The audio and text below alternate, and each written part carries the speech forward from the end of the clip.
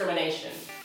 Like, I've been hearing a lot from people talking about them going to clubs and being either turned away or just being held up in line, like all evening or whatever, even though they went through the proper channels to get on the guest list. They respected the dress code. They had proper ID. They showed up. They had enough time to be there, not to miss guest list and whatever. It's like I've experienced it myself at 3 clubs here in Montreal. Okay. Are you gonna name names? Suko, Tokyo, Suko, okay. and Musique. White. So do you think that the clubs here have a color limit? Yes.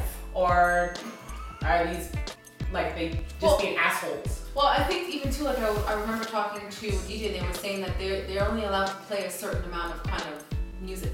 Like they're limited to like songs and stuff. Like yes, they play like hip hop, but it has to be like literally commercial stuff. Like they say that 40-ish. Yeah, you know what I mean? So it's like I don't know, maybe they're saying that that's what the crowd wants to hear.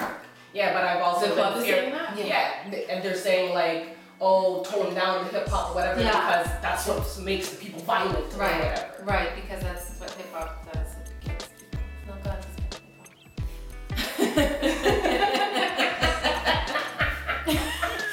Yeah, well, there was I don't go clubbing anymore, really, but there was a rumor back in the day that Orchid had counters and that the bouncers would count the number of black people that went in, and once they got to a certain number, they stopped letting them in. Wow. Really? Okay, so is it a discrimination against black people, or is it a discrimination just, they just pick and choose who they want, like who they want to come in? At this point, you kind of get it. You kind of get it. It's a little both. Yeah. Yeah. So what do we do about this? I'm thinking, what? Well, we don't go out anymore. So it doesn't really matter. I think discrimination, I guess, it's everywhere. But I mean, like, but the thing about it also is that they're picking and choosing who they want to come into the club, but are they even searching them properly? Because you shouldn't be having any incidents. Some of them aren't even checking them properly or whatever. And then when it backfires on them or whatever, then it's like, oh, you're not playing enough of this or whatever. And then they start letting everybody in, and then bigger problems come or whatever. But black people don't exactly have the best reputation in Montreal for nightclubs. Anytime a black club opens in Montreal, it doesn't last very long. Well, yeah. Well, I think black people are cheap.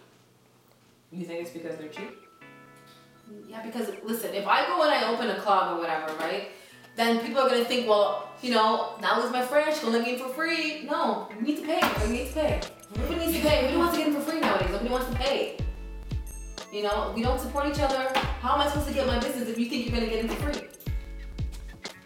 And then they don't want to be searched. Oh, you're my brother. All of a sudden, we're brothers and sisters now. Really? That's some damn sense. Anyway, people, let us know what you think.